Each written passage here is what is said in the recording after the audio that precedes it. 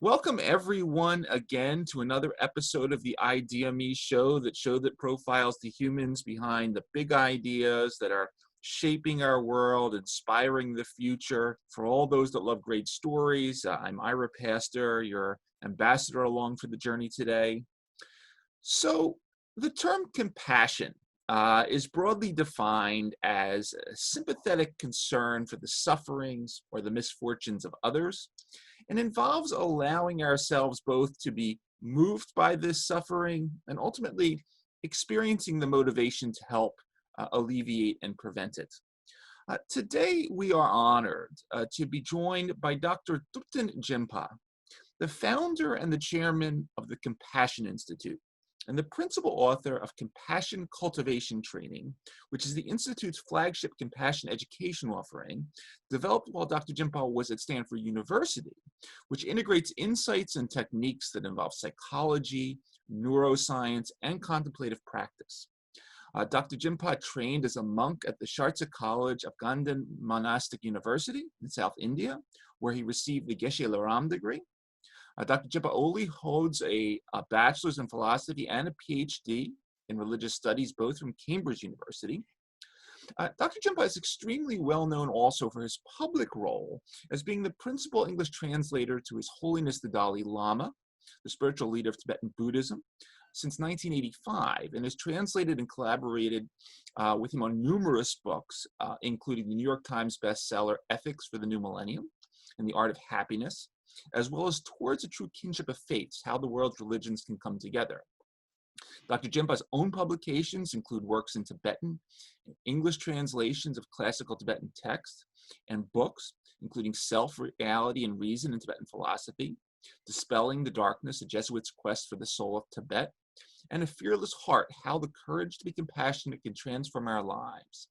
Dr. Jinpa's latest book is Tsongkhapa, A Buddha in the Land of Snows, a modern biography of one of Tibet's greatest masters, released in November for the 600th anniversary of his nirvana. A frequent speaker at various international conferences on mindfulness, compassion, and contemplative practice, Dr. Jinpa also serves as an adjunct professor at the Faculty of Religious Studies at McGill University in Montreal, and is the founder and president of the Institute of Tibetan Classics. He's been a core member of the Mind and Life Institute and is chairman of the board since 2012. Dr. Thupten Jinpa, thank you for taking the time to come on the show today. Thank you. Thank you for inviting me. And, particularly, I feel honored to be on your platform, which is dedicated to promoting ideas that really can help change the world in a constructive way. And I see myself primarily as an ideas person rather than a kind of an action or doer out there in the actual world. Thank you. Absolutely, absolutely. It's an honor to have you with us. Typically, we start off our show by giving our guests the floor for a little while, just to talk about themselves. If you could just take us back a little bit to the very beginning, where you were born and grew up, a little bit of your path into Tibetan Buddhism, your training as a monk, and ultimately your path in religious studies towards the partnership with the Dalai Lama, and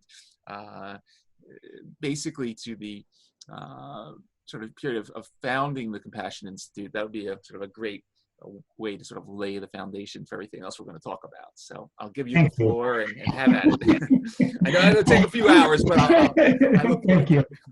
Actually, a simple way to look at my life is to really see it as mirroring the life story of a typical Tibetan of my age, my generation, who grew up in the exile community in India. My parents left in 1959, 1960, and I was barely a year old when my parents left Tibet. So although I was born in Tibet, I have no memory of Tibet. And I grew up in India as a typical Tibetan refugee child in the 60s. And then the reason why I ended up in a monastery rather than completing my, conventional, school years is because at the school where I was a kid, there were two monastic teachers who deeply impressed me. There was a level of serenity and tranquility in their personality that just captivated me, even as a kid. Even physically, they looked radiant. There was a kind of almost a light around their face. So the monks left a very deep impression on me. And when the moment came, I really wanted to be like one of them. So instead of going through the normal conventional school kind of path, I went and joined a monastery at an early age, around age 11, and then went through the training. And but initially, the monastery that I was a member of was a small monastery, which was based in the South India, moved to South India, and I, part of the Tibetan resettlement, I also worked in the fields, and so I did a bit of hard work as well. And then gradually, or eventually, I ended up in a major academic monastery, which is Ganden Monastic University, and where I had the opportunity to really pursue the traditional curriculum, which is quite rigorous, and using debate as a primary medium of scholarship, and studying the great classics of Indian and Tibetan Buddhist philosophy, and then became a Geshe. And then, of course, in 1985, as you mentioned in your intro, I had the accidental honor of becoming His Holiness the Dalai Lama's translator. And then over time, I became the principal interpreter, which then opened an entirely new world to me. I was no longer just another young monk studying in one of the monasteries.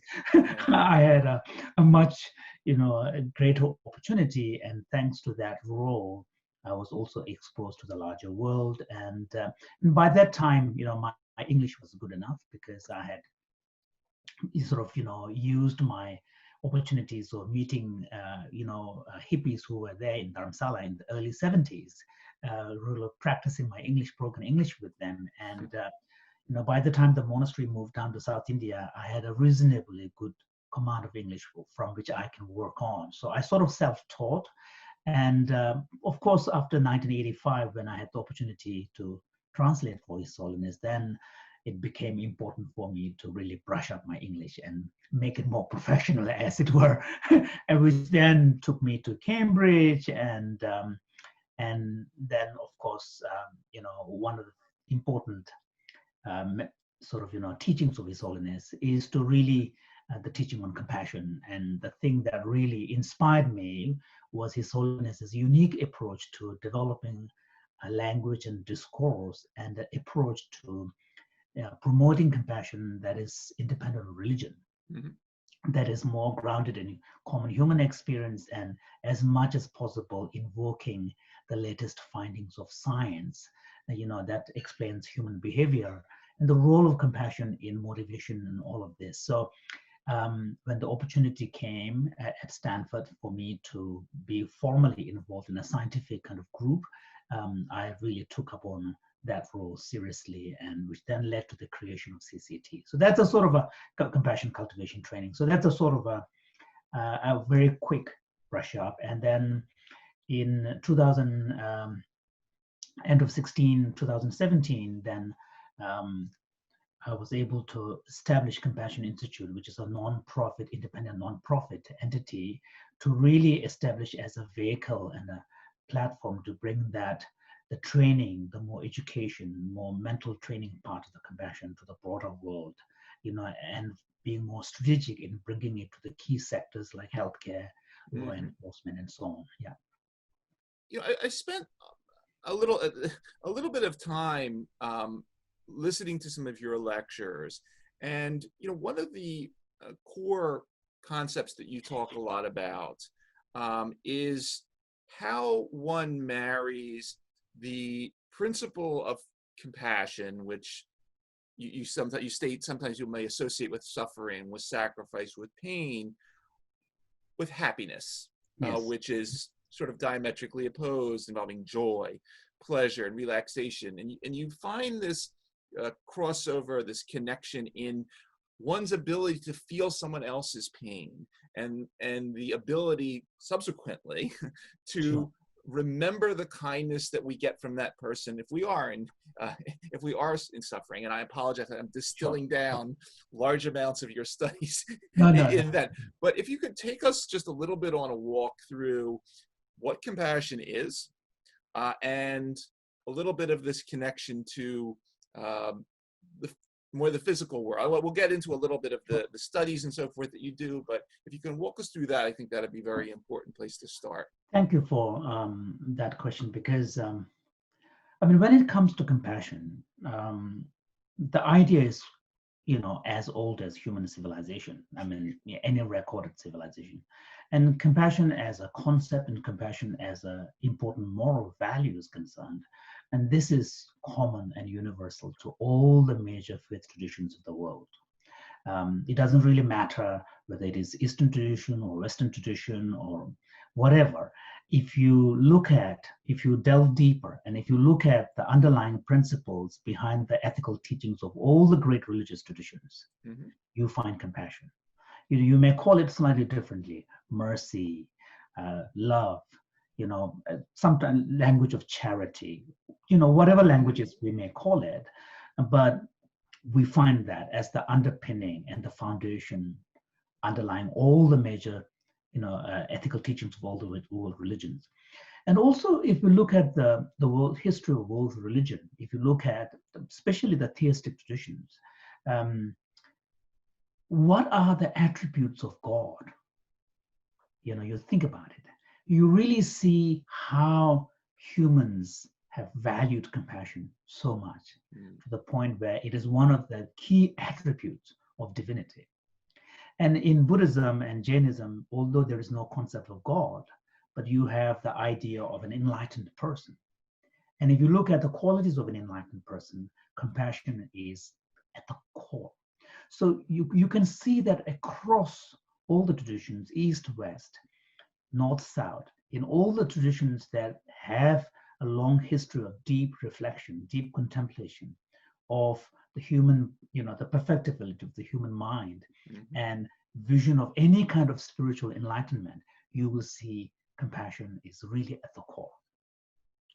Now, the difference is, in the old days, because the discourse on compassion was framed within religious teachings, and religions generally tend to emphasize the next life, not so much this life. Sure.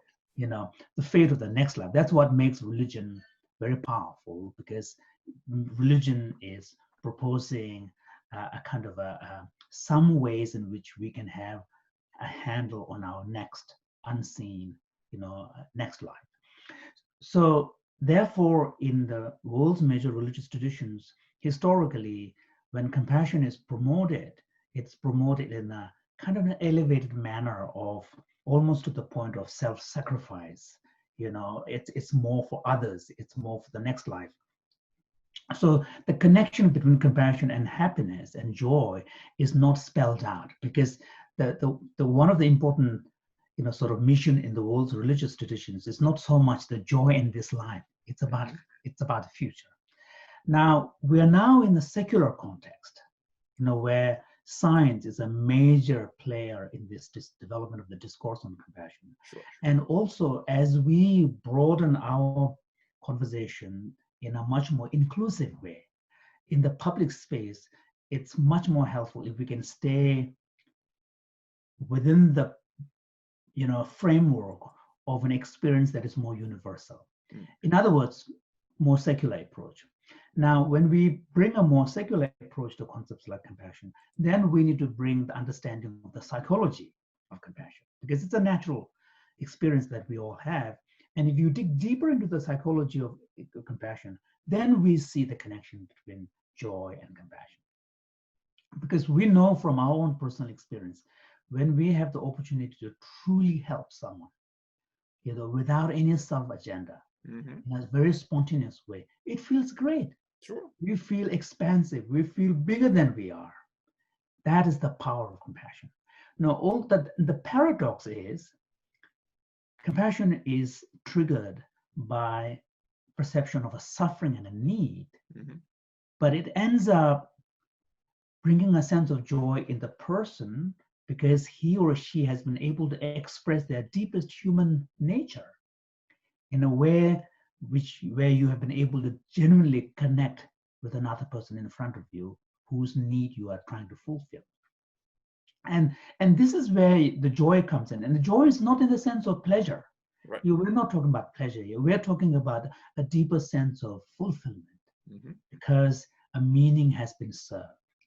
And that's how it is the purpose that links compassion and joy. Because when compassion allows the opportunity for us to be meaningful, to have a purpose, and this recognition of the sense of purpose and fulfillment of the sense of purpose gives the joy. And that connection, I think, is very important, because in order to maintain our motivation and sustain it in a continuous way, we need to find that joy. Because without joy, it's very difficult to sustain, sustain any motivation. So therefore, in the secular context, I emphasize this connection between compassion and joy, because then, and the human psychology also tells us that anything that we enjoy doing, next time when the opportunity arises, we will do it. Because joy leaves a sort of a sweet taste, as it were. And then the next time when the opportunity arises, we would want to go there. So I think the beauty of science and bringing science is that science is helping us to see more deeply the complex psychology around these powerful human qualities.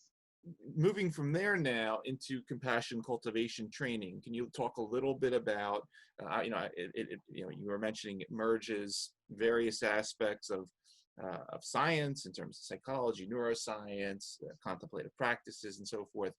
Just talk a little bit about sort of the general. I know you put it, you were designing this over many years. You can talk about that, and also what type of people attend your classes. You take us a little bit through the process. That'd be great. Well, the idea behind compassion training is that, and there's a kind of, again, a paradox here, because, I keep telling that compassion is a very natural human quality. And now science and psychology also tells us, and including evolutionary biology, tells us that empathy is very deeply rooted. Even non-human primates display empathetic behavior.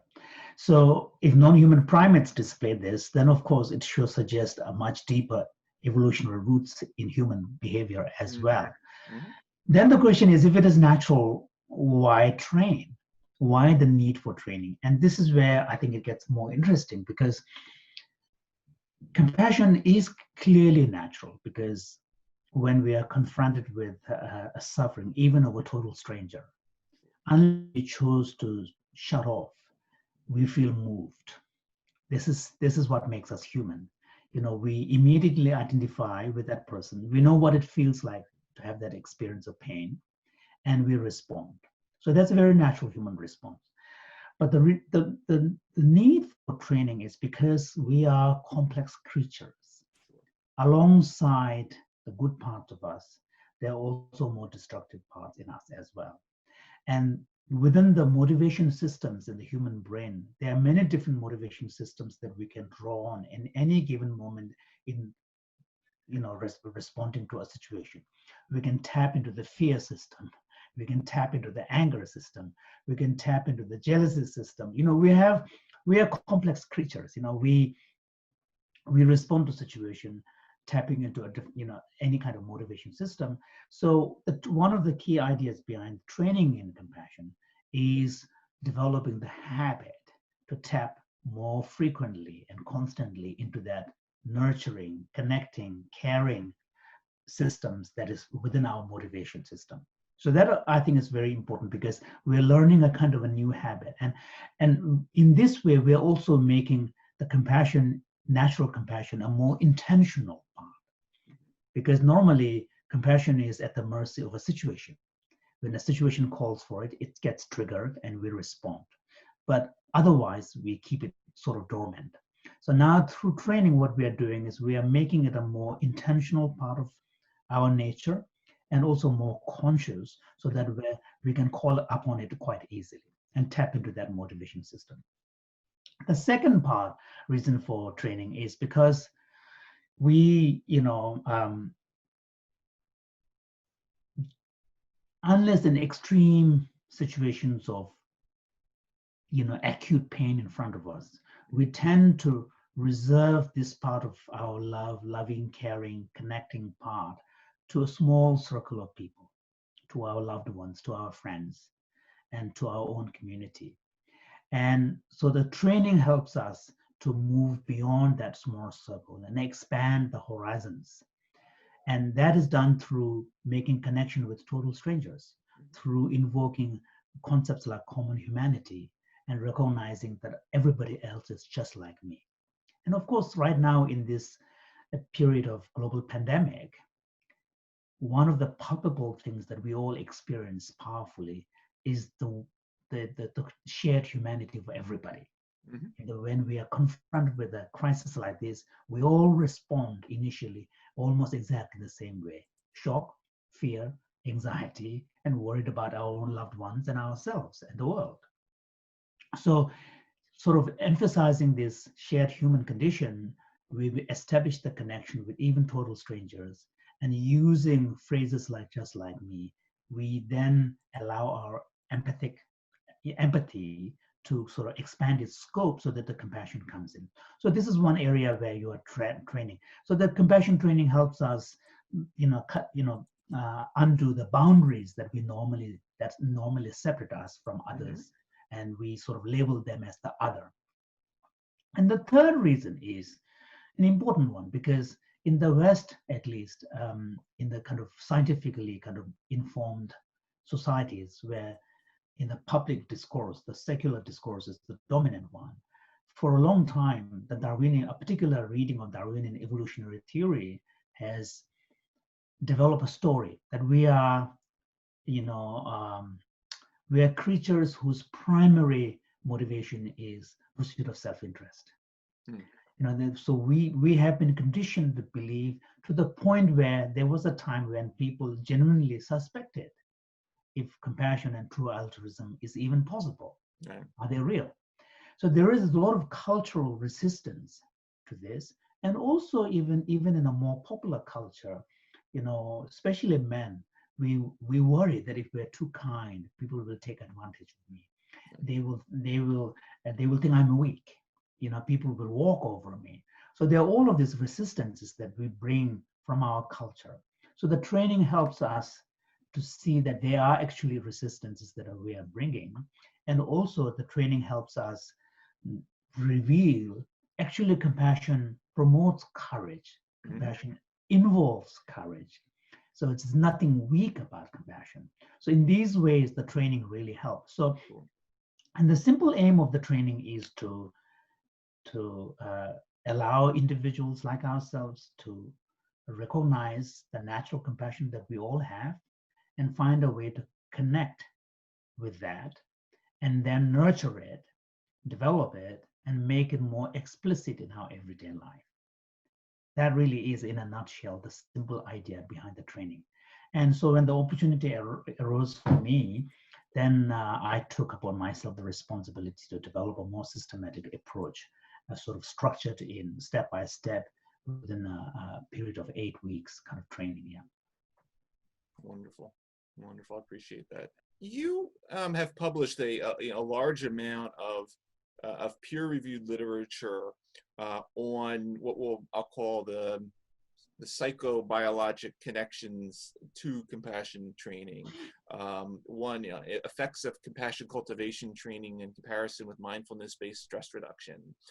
You did a pilot study of compassion meditation intervention in chronic pain.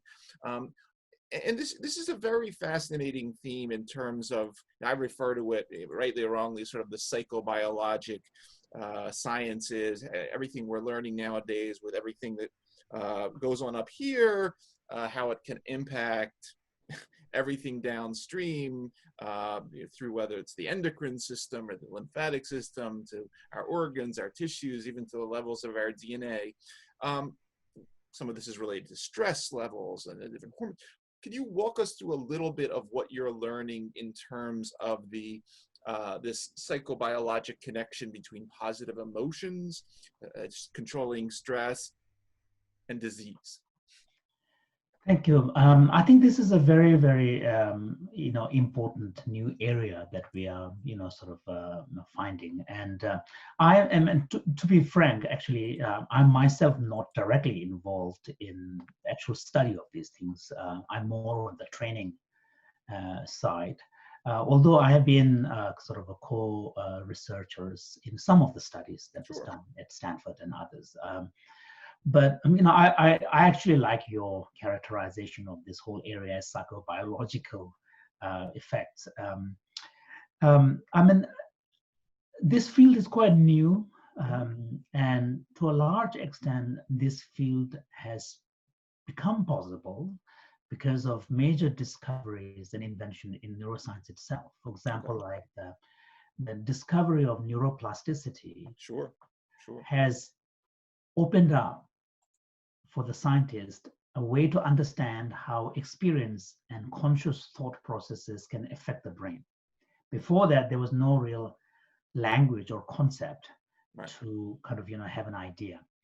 And the second thing is that the invention of the powerful neuroimaging technologies like functional MRI and all of this, which allows to be able to observe brain in action, as it were, not after the fact.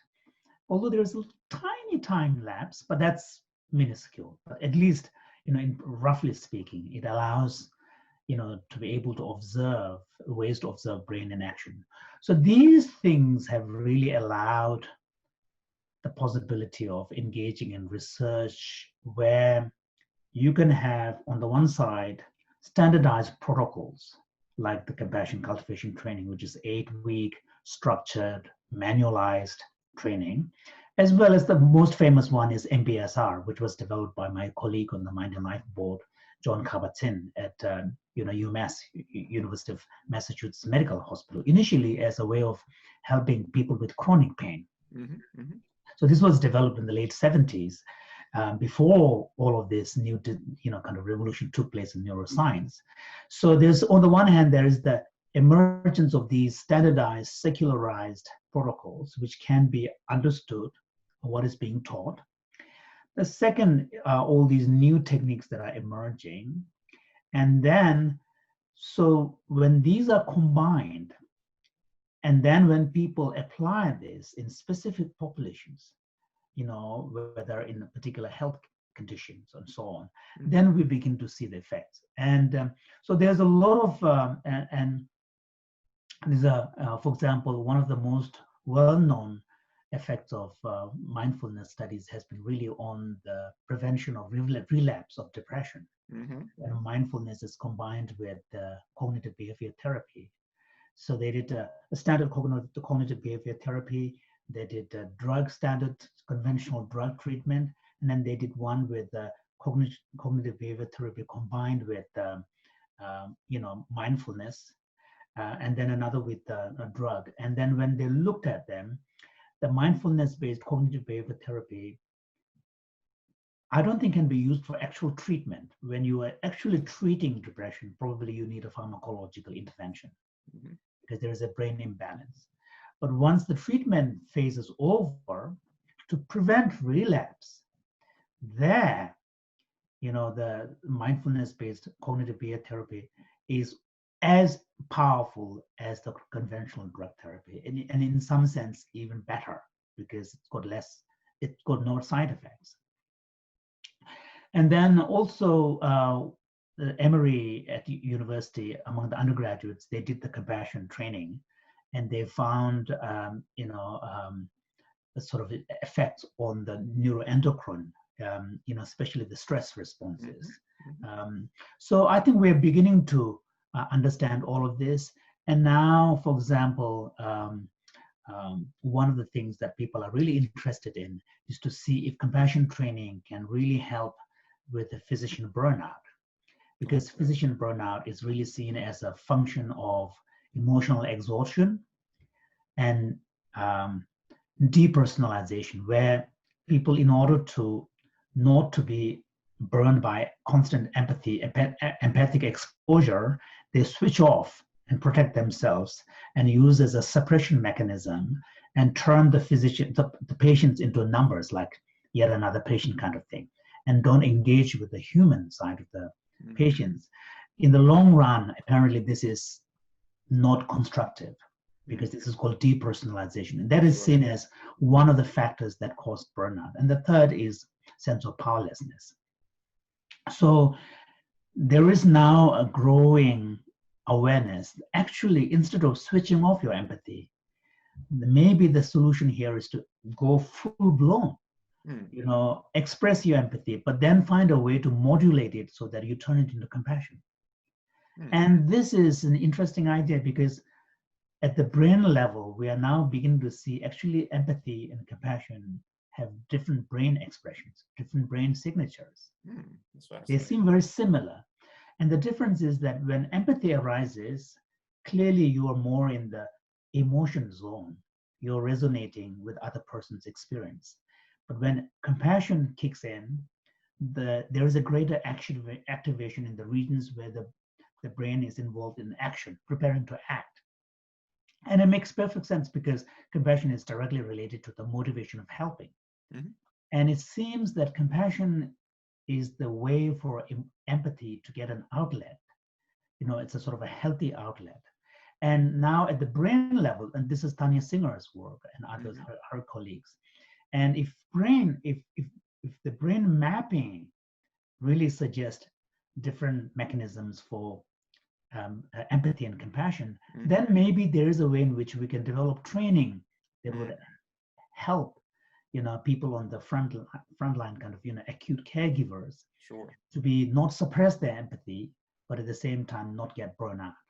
So I think there are, and then of course, if you look at the way today's publication world, that number of publications that people are using contemplative practices like mindfulness and compassion and loving kindness for all sorts of, they're trying it out. Can it be helpful towards PTSD? Can it be help? There was at Palo Alto Residential Treatment Center for vets PTSD, our compassion Stanford developed compassion cultivation training has been taught several years. And now the formal studies are happening in a similar type of work.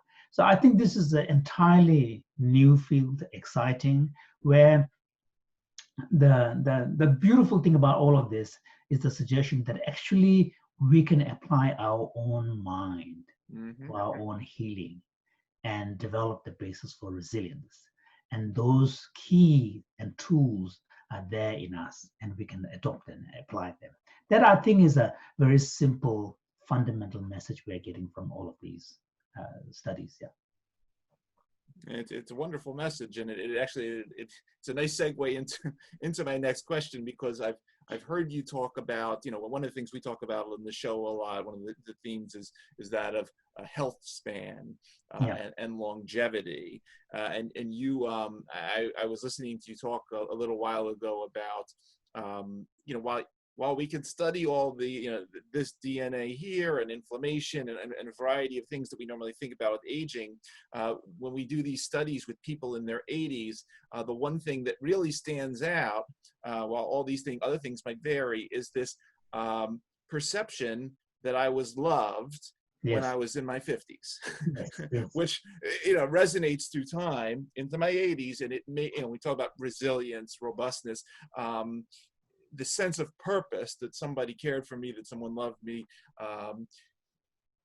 is universal across everybody. Take us into this a little bit, if you would.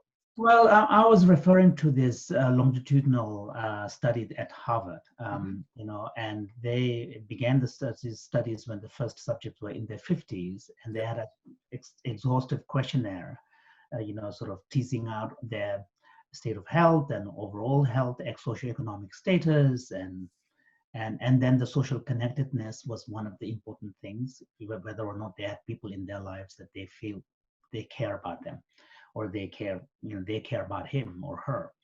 And then when this first cohort were in their 80s, they went back to the same group of people to see, what the effects have been. And they found a striking correlation between people who scored high on social connectedness, which is the perception of being loved by others, and being important people in your life.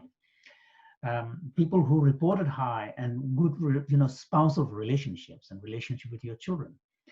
Those who scored high in that were not only living longer, but also healthier in their 80s. Mm-hmm. There were many other factors, but that was one factor that really was common across those who, of course, there is no cause and effect relationship, but there's a high correlation. And that makes perfect sense. Mm-hmm. And similarly, there was a study done at a nunnery, a Christian nunnery, and based upon the diaries that the nuns kept. And looking at the diaries, and then they sort of, designed an experiment, a study where they then looked at the nuns who are, later in their old age, compared to the diaries they kept when they were young.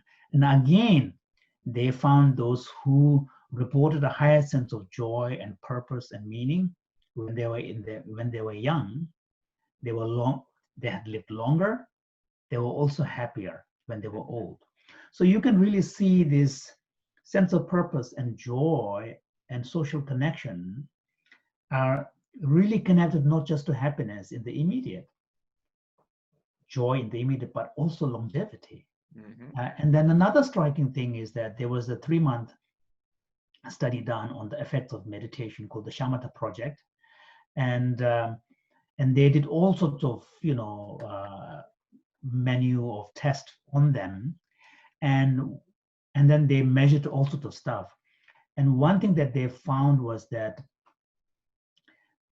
among those meditators, those who have reported a higher sense of purpose, they had an effect from the meditation on the telomeres, Mm-hmm. just that, Sure. tail end. And so normally as we age, the telomeres kind of age and Sure. they sort of get shorter. But there was a positive effect on the process of the telomere kind of aging, Mm-hmm. suggesting that the meditation has helped not everyone, but those who had a higher sense of purpose Sure. to have a greater longevity in their life. So it's very interesting to see. I mean, at this point, I don't think the scientists fully know what is the mechanisms by which sense of purpose and social connectedness and joy are really contributing towards longevity. At this point, they only see correlations, quite high level of correlations. But I think, and it makes perfect sense because, we are truly social creatures. Yep. And in our day-to-day life, once we have taken care of the immediate material needs like shelter and food, safety, if you think about it, most of our experiences of happiness and joy and suffering and sadness really come from our relationship with others. Yep. And most of the time when we are thinking about, if we're not thinking about ourselves, we're thinking about our relationship with others. And that is very, very human. And I think this social nature, if we are able to nurture it, and if we are able to sort of nurture it in a positive way by having healthy relationships, feeling of being loved, Mm-hmm. feeling of being recognized, feeling safety. And then I think this is my guess is this is how it promotes longevity. Fascinating. Yeah, and this is the topic for another show, but this whole concept, and we see it across sort of diseases where we're talking about things like cancer. How about the cell that escapes to be something else, that's no longer wants to be part of the group, that doesn't have, once again, those connections where it's part of the group but goes its own way. Once again, there's a lot of interesting analogies in biology, but I said that's for another show. But it definitely rings it rings true on so many fronts. A couple days ago, I mentioned to you offline. I am on His Holiness the Dalai Lama's email list, and the recent newsletter came to my email box, which was entitled "Prayer is Not Enough: The Dalai Lama on Why We Need to Fight Coronavirus with Compassion." And just a little bit from beginning, from a Buddhist perspective, every sentient being is acquired with suffering and the truths of sickness, old age, and death. But as human beings, we have the capacity to use our minds to conquer anger, panic, and greed. In recent years, I have been stressing an emotional disarmament to try to see things realistically and clearly without the confusion of rage or fear. If a problem has a solution, we must work to find it. If it does not, we shouldn't waste time thinking about it. Quite elegant and to the point. Could you walk us through a little bit of the current situation we're in and link us with compassion, learnings, new teachings for dealing with sort of extraordinary events like we are experiencing now? Well, thank you for reading from His Holiness's message. I think the key point His Holiness is making is that we shouldn't be shocked by suffering. Suffering is part of our existence. Of course, nobody wishes for suffering, but suffering is there. And whatever solution that we may come up with, whatever ways in which we address the suffering, it's always better to begin from the premise of the recognition of the suffering itself. I think that's an important point he's making, because if we don't accept the reality as it is, as a starting point in our dealing with it, then we find ourselves in a difficult position. I think the reason why he's asking us to bring compassion into our dealing with the COVID-19 crisis, is to really sort of ask us to think our response in terms of broader humanity. Mm-hmm. Because this COVID-19 crisis is not a crisis of one nation or this nation, and particularly in a truly interconnected world, no nation will escape from exposure to COVID-19 if it is not rooted out. Okay, so we need a more human-centered response to this, and here, compassion is key, particularly compassion from the richer nations towards the members of the poorer nations, mm-hmm. and compassion from the nations that have greater resources towards those that have less resources. And also on the personal, individual level too. One of the tragedies of sort of a pandemic is that the moment we walk out of the safety zone of our confinement, everyone else becomes an object of suspicion. Okay. Someone to be, sure. Sort of avoided. And in fact, we are being asked to observe social distancing, which is the only thing that works in slowing down the spread of this. So in these situations, then His Holiness is reminding us, let's not forget that the person in front of us is also just like myself, afraid, worried, nervous. So let's not think our life only from the perspective of just myself. Let's bring the consideration of others. And, sometimes in my talks, I tell people that, one thing that we forget is that actually for a total stranger, we ourselves are stranger from that person's point of view. So it's a very simple fact. We tend to forget because our perspective is so me-centered, So I think taking compassion seriously brings up awareness of these kind of things and shines spotlights on the blind spots. And this is why I think His Holiness is encouraging us. And also this, and right now, if we utilize our experience of collective suffering in a constructive way, we also have a way of, enhancing compassion. Mm-hmm. Because here's one thing that common human experience of fear and anxiety towards the virus has united all of us. So there is a shared experience that we can tap into and, develop sort of a compassionate attitude towards others. I think these are things that His Holiness is bringing. And then the other thing that His Holiness is bringing is that, you know, true resilience comes from within. Mm-hmm. Because we have the human brain, Yep. and we can bring awareness, and we can bring conscious approach to situations around us. We can learn to maintain the composure of our mind so that we don't give in to excessive fear and anxiety. And in this way, we can maintain our clarity while we respond to the situation. So not just, you know, in order to keep ourselves safe, but also moving forward. A lot of people will have to rethink about their employment opportunities, what skills they need to learn, what is the new change world going to look like, do I need to adapt, what skills do I need to develop now so that I'm prepared. All of this presupposes a certain level of level-headedness, which requires the ability for the mind to be calm and think through.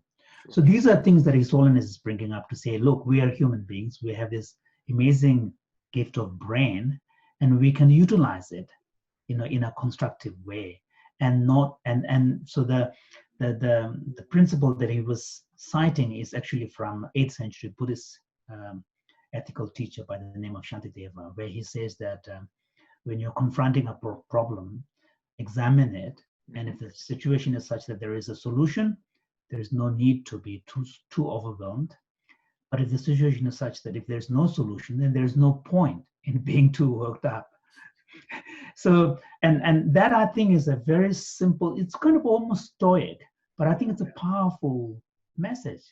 And it's in a way very similar to the, you know, the great Christian teachings on, you know, there was a prayer, I don't exactly remember the words, but saying,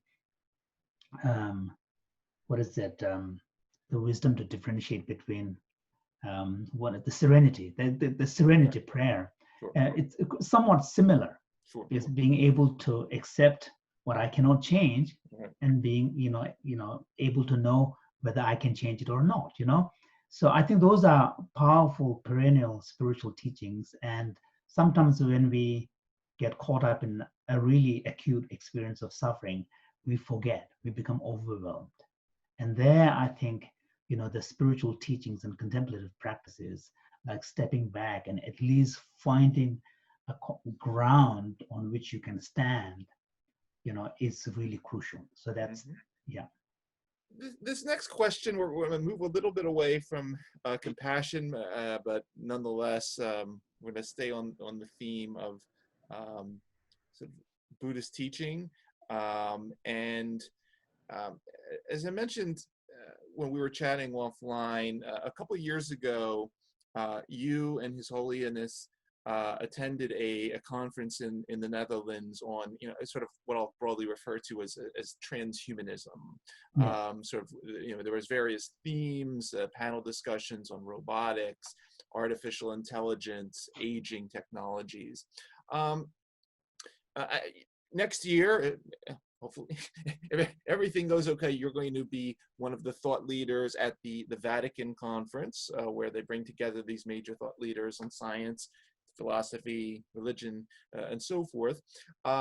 We've had a sort of Vatican representation on the show, talking a little bit about this concept of transhumanism and the concept of connection to religion.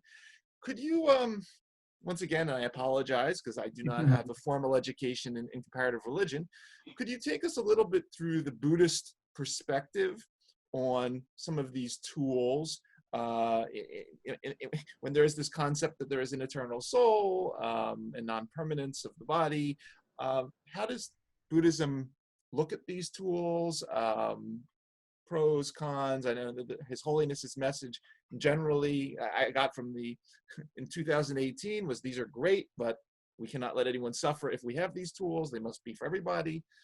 Could you walk us through a little bit of this teaching, please? Yes, thank you. The conference you were referring to, I think, took place about 2 years ago. That was his last kind of, you know, international trip. One of the last, at least the last to the Western world. I mean, generally, His Holiness is a great enthusiast for science and technology. He sees both of them as positive forces that have really saved, millions of lives and humanity, and sort of making it possible for the human beings to be able to really meet the need for, agriculture, advancement in medical science, and all of this. So. Modern humans, particularly 20th century, 21st century, even though there's still a lot of suffering, but comparison to earlier historical periods, we're living through an amazing period of progress and, longevity and good health and abundance, food and stuff. And to a large extent, these are consequences of science and development in science and technology. So His Holiness is very enthusiastic about science. But on the technology side, I mean, he sometimes expresses an element of concern because, and the interesting thing about technology is that technology is a kind of an application of scientific knowledge for practical purpose. That's one simple way of looking at it, translating scientific findings, scientific insights into an applicable technology. And the one of the key elements of the development of these is that when new technologies are being developed, people, with all due respect to the great minds of the scientists and technicians, engineers, people really don't have the full picture. No one does. Okay, and so there. What are the larger implications? Okay, what are the consequences? What are the sort of downside of them? And on top of that, in Western kind of culture, particularly contemporary kind of scientific and secular culture, there is this very fundamental belief that any new invention is good in itself. We should promote it. We should encourage it. And knowledge for its own sake, knowledge need not justify its validity, in a consequential manner. New knowledge is good in itself, and new invention is good in itself. I think that attitude is a little risky. And I think here,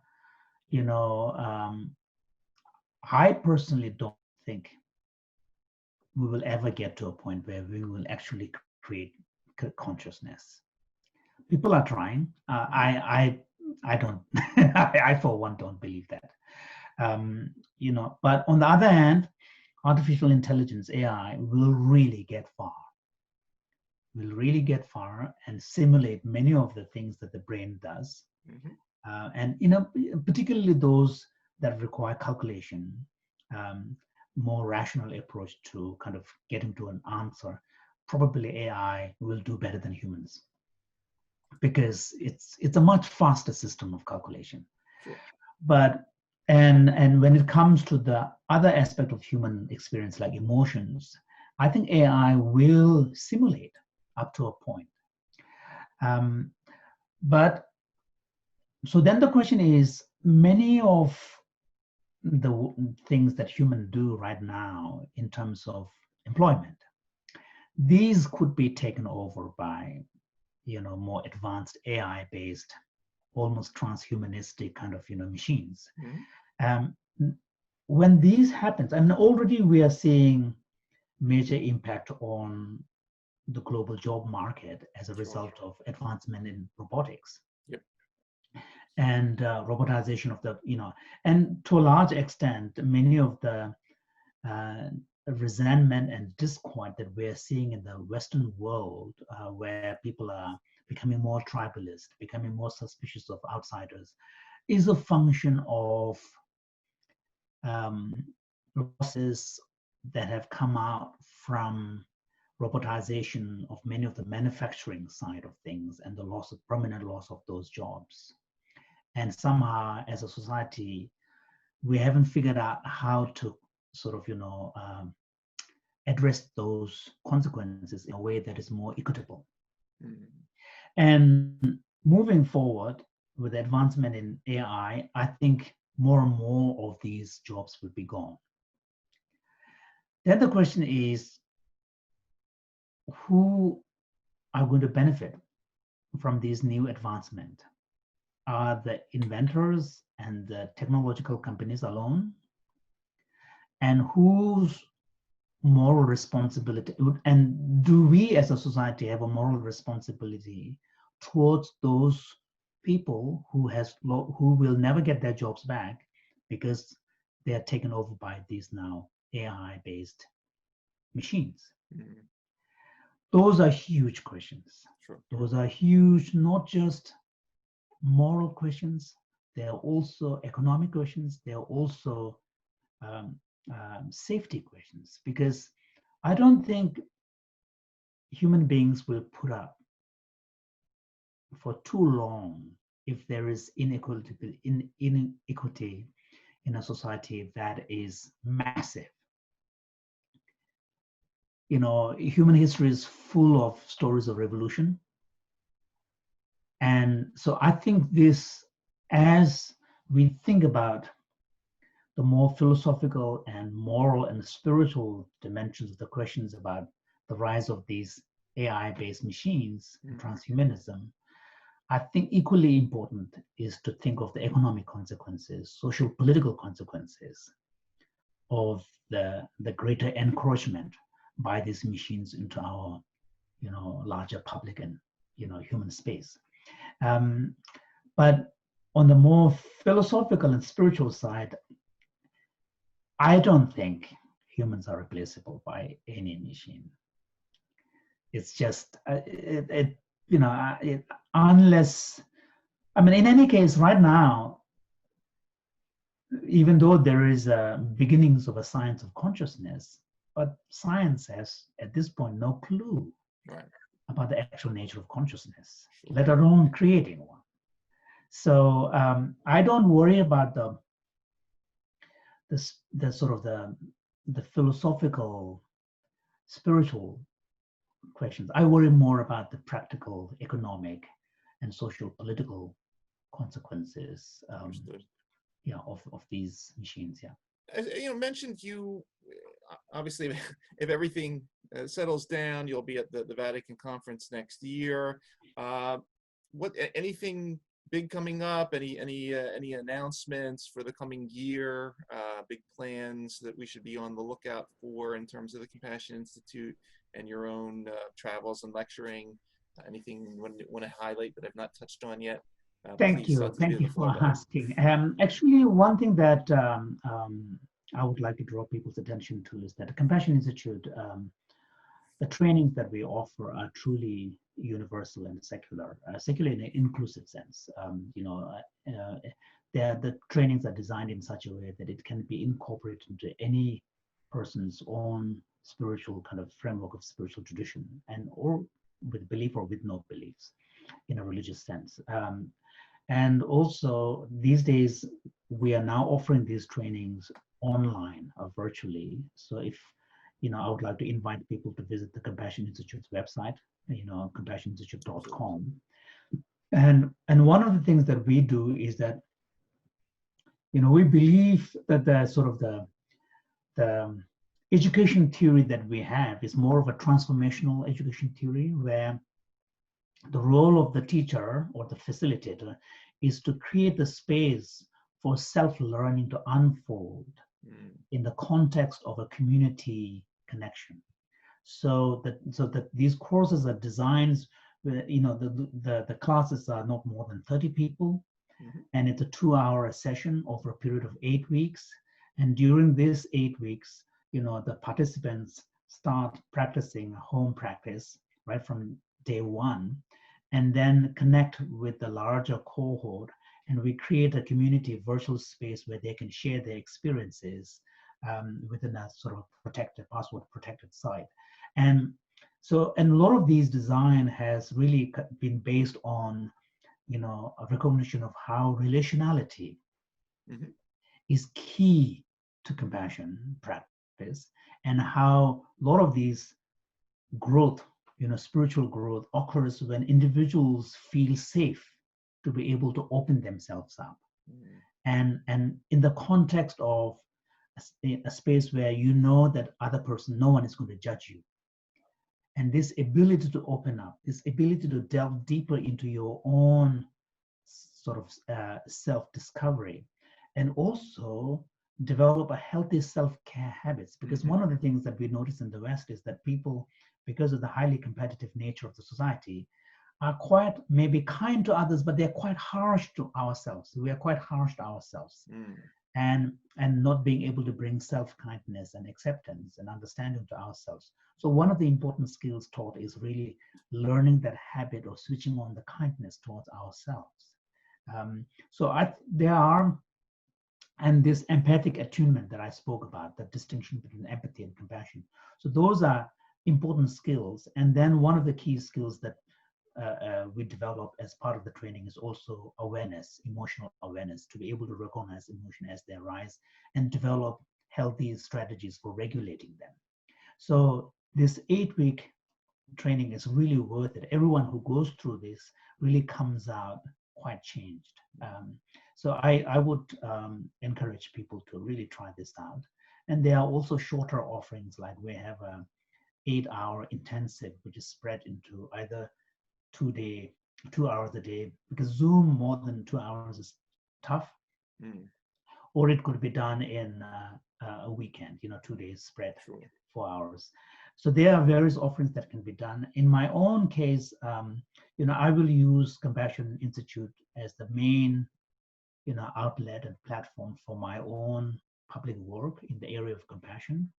And then, in fact, the